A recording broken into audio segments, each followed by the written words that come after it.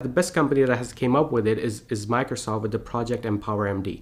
While the physician is talking to the patient, a speaker and a mics are in the room while they're transcribing who's saying what. That's quite possible right now with the current technology, that this was said by the physician and this was said by the patient, and it's automatically transcribing it from a person-to-person basis. And not only does that, it transforms that into a proper SOAP note. It can actually say this was about the history, this is about the review of systems, this is about the social history, this is about the physical exam, etc.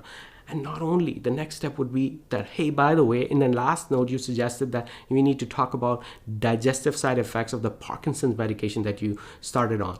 That can actually prompt you that, oh, by the way, you haven't discussed this yet, you should have been discussing that as well. So that would not only create, as I said, that would be the second step of what we call clinical decision support. But when Ambient's intelligence is that is just all around us. You don't have to even say, okay, so we wanted to discuss your neurology visit, and then it automatically pops up the last neurology consult note, and you can actually see that while you're discussing with the patient. So this ambient intelligence is where we want to get to.